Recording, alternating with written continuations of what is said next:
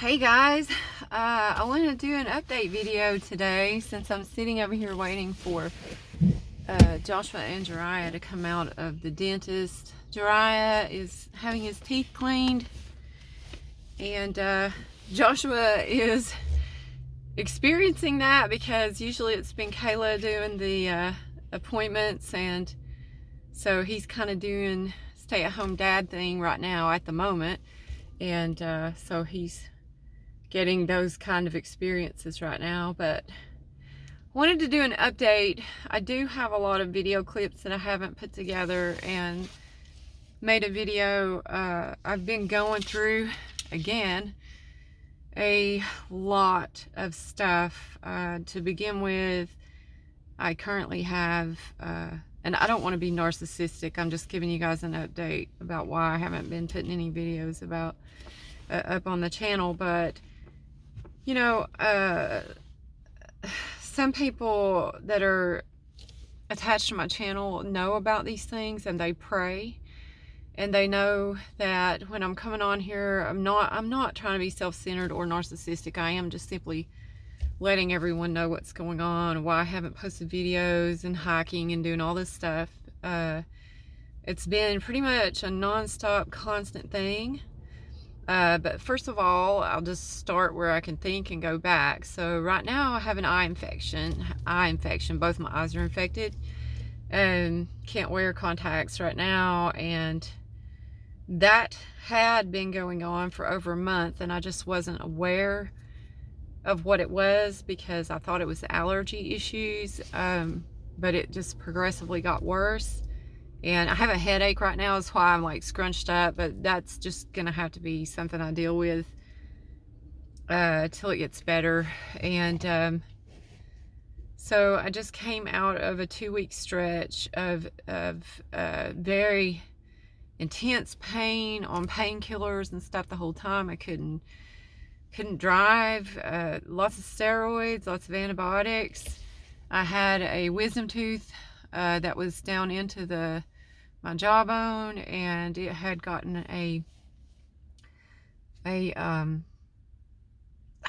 what they get, I can't think, I'm like medicated, but a cavity, had a cavity in it. So he had to actually go ahead and cut my gum this way right here, and this way he had to cut the tooth into quarters and then extract it.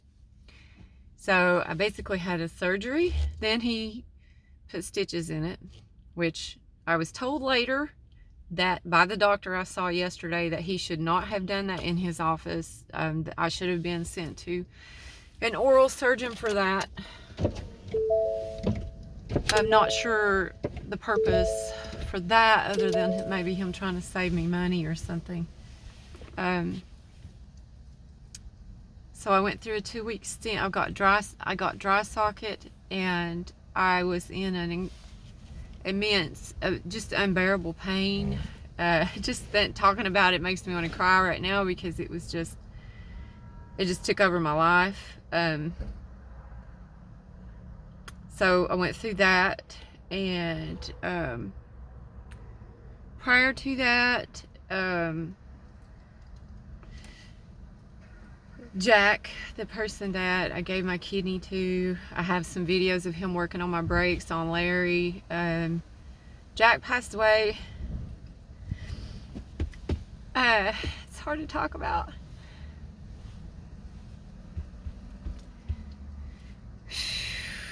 Jack passed away on the 4th of September.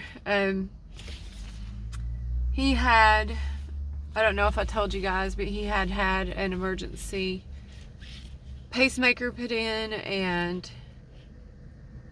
was doing better from that. And he had some complications a couple of weeks later, and he had to go to UT, I think like 3 times that week. And he got COVID. Sorry. He got COVID, probably from those visits. And this is one of the reasons why I haven't made a video, because This month has been very difficult.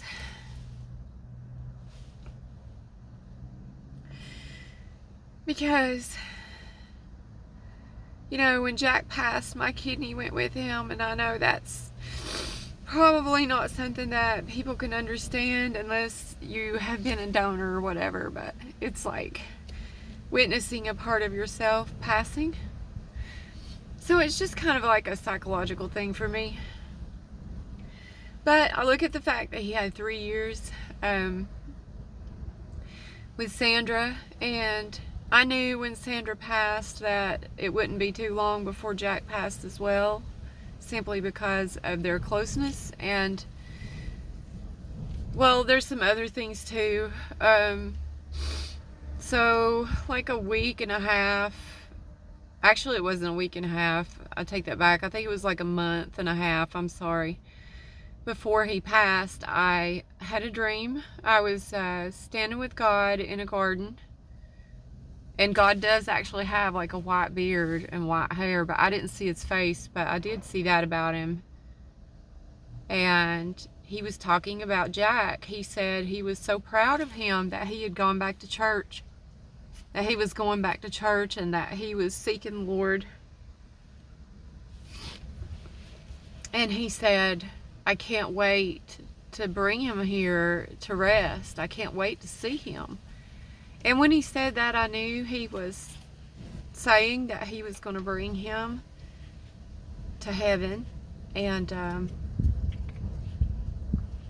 so that happened, and I felt like God didn't tell me I had to go tell him that dream. I haven't shared with you guys how God told me to go talk to my dad before he passed, but anyway, but I felt like it was important to tell Jack about that, and so I gave it a day or two praying about it and thinking about it, and I decided to go over there and tell him. And Jack received that. He said he did believe that my dream, you know, he did believe me. And he said he was ready. He said his life was nothing without Sandra. I mean, he didn't have a purpose. And I get that. I totally get that. Like, my life is so empty right now, but God is starting to refill it with other people. But anyway, so he said he was ready, and so that happened, and then about a week and a half after that happened, that's when he had the emergency stent put in. He had gone a couple of days. Anyway, I'm not going to get into detail, but he went down there. While he was down there, his heart was literally stopping while he was at the visit with his doctor. And so they took him in, and they put the pacemaker, I think I just said stent, but they put the pacemaker in.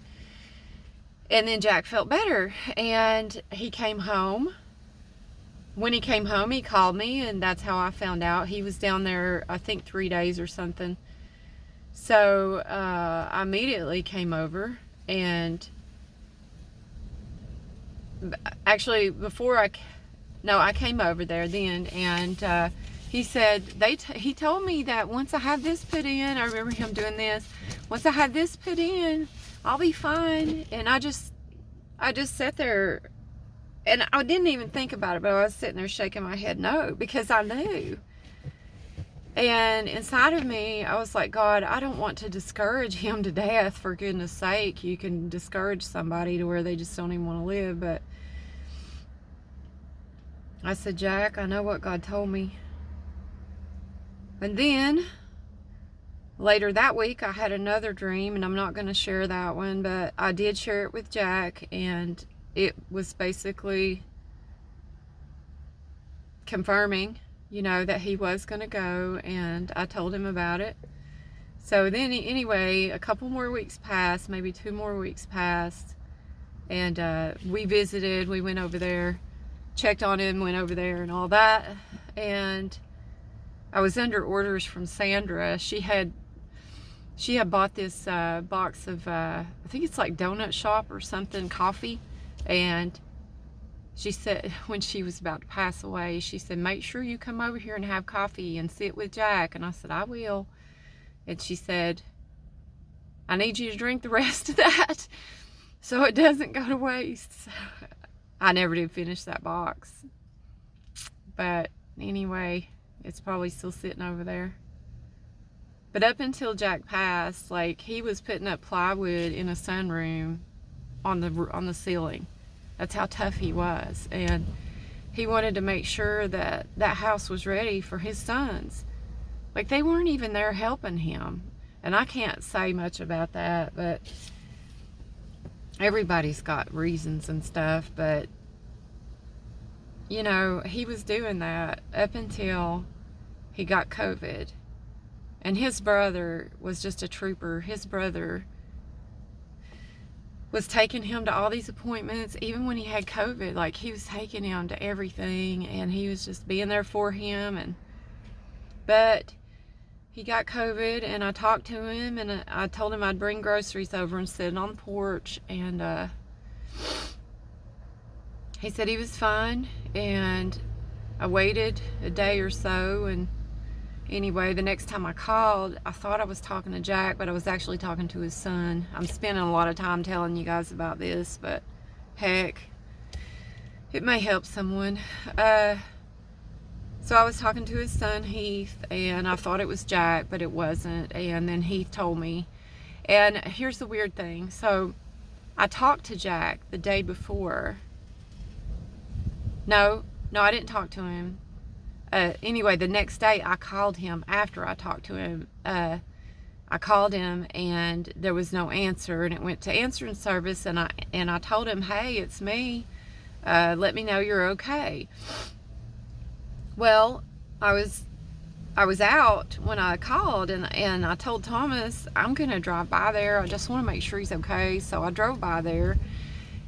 And there was a vehicle there, and I thought it was his brother's. So I thought, he's visiting with his brother, and he'll end up calling me back. I went on out the road, and there was an ambulance out there at some of the other family. His son's mother's family is out the road. And I thought, oh no, something's happened to Grace, which is his ex-mother-in-law. Also, my not stepmother-in-law, but step-grandmother-in-law. That's why I don't like talking about it. But, so, the ambulance wasn't actually for Grace. They had gone to the wrong address, and that was the ambulance that came to pick up Jack. So, I went on out to Love's and sat out there because Jack was a truck driver. He's the reason why I went to Schneider. And I sat out there and I was just praying, and I got something to eat out there, and, you know, talking to Thomas. And then I went home, and so the next day I called, and that's when Heath answered the phone, and I thought it was Jack. And I was just saying, hey, I just called to check on you because I didn't know if I need to bring something. Well, Heath thought that I knew, and that I was offering to bring them something. And he said, no. He said, we just got off the phone with the funeral, or just came back from the funeral parlor or whatever. And I was like, what? Who is this? And he said, it's Heath. I said, Heath, I thought this was Jack. And he said, I tried to get a hold of you, blah, blah, blah. And that's how I found out. So, there are so many videos I have wanted to make. I want to do a follow-up on my testimony. I don't know how many more videos I'll ever make, to be honest with you guys. My health is not doing good, and I just don't know. So, I had another iron treatment last week, and in between all of this, but I did get my medical, it's funny because I did get my medical card renewed, and that went fine. But, you know, anyway, I'm not driving right now. I don't know, I do believe I'll be driving a truck again, but I don't think it'll be right now till all this gets squared away. But, you know, Jack was part of that. He was part of my trucking you know, desires to do that. And he was so proud that I went to drive at Schneider, because he was a Schneider man for quite a while. You know, but now he's at rest and he's with God. I mean, he's there with him now. And what more could you want for someone? He's with Sandra. I have had several dreams. I've been inundated with dreams about Sandra, and I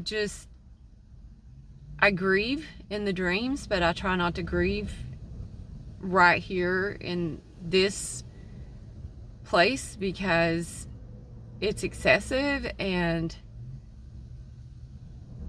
I know where they are. Yeah, I do miss them, and that missing them makes me cry. But I think I'm going to be going there pretty soon anyway, so I'm not going to spend a lot of time grieving over that. And if you look at the times we're living in right now, I think many of us are going to be going there. I personally believe that we're in a time of reaping. I have seen so many believers be taken out by this virus. And yes, there have been other people, but we're just in a time of reaping right now. And because of the immorality, people are having to make choices who they're going to serve. So anyway, I want to give you guys an update. Here's my boy, and here's my little feller. That was pretty fast. And he just had his first dental cleaning. And he did really good. Let's see. Look what I caught. Look in the camera, let him see your teeth. Mima's making a video. This is the Southern baby.